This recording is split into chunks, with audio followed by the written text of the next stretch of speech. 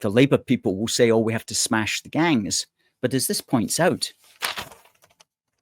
only 5 have been convicted of 6,000 people who've arrived. What you need to do is to convict 6,000. That's what you need to do, but I'll get to that in a moment.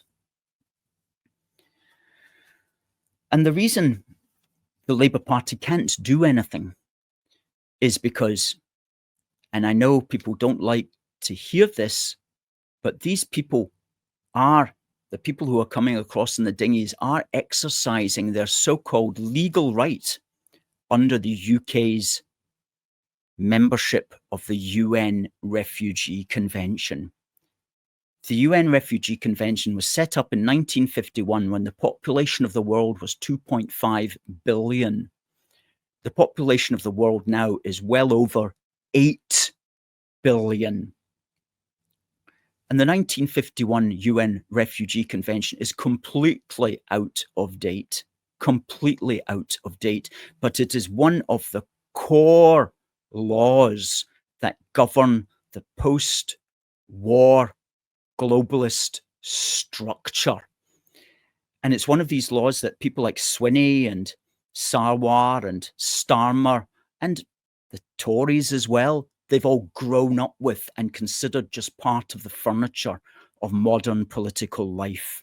And the idea of changing or suspending or stopping or coming out of those sorts of legal conventions, it doesn't occur to them. And if it occurred to them, they would be aghast at the thought.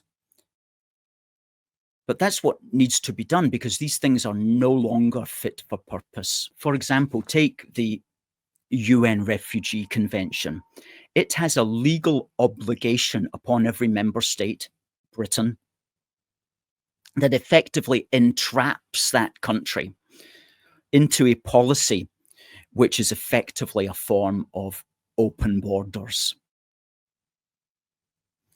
It puts a very onerous legal obligation on every member country not to send anybody who claims for asylum back to the country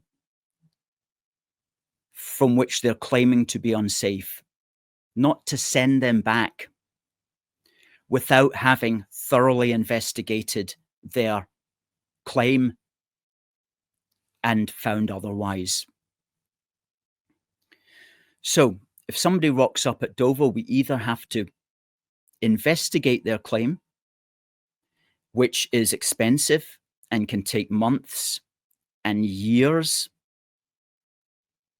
and we have to find one way or the other, or we can declare their claim inadmissible.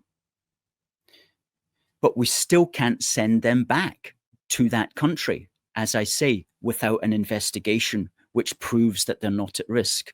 So what we have to do with the inadmissible claims is find a safe third country to send them to. And that's almost impossible, because who's going to take them? So we end up with all of these people claiming asylum, many of whom we investigate. And for those that we say are inadmissible, we still have to keep them hanging about, because we can't send them to a safe third country because nobody else wants them. So it is effectively just open borders that we're facing. So what we have to do is we have to leave the UN Refugee Convention so that we are no longer entrapped by those requirements. And then what we can do is we can simply say that anybody who comes across the channel or comes through another means of entry that we do not approve of, such as through the back door from the Republic of Ireland, anybody who does that will not be granted any kind of consideration whatsoever, will not be granted asylum, and will be considered to be breaking our law of entry. And the punishment for that will be prison, unless you self-deport. And if you do not self-deport, you're going to prison. And I ask you, How long would we have to do that before the channel crossings ended? We'd only have to do it for at the most a month, a few hundred people, everybody else would get the message and it would stop. And that's the only way we can get out of this.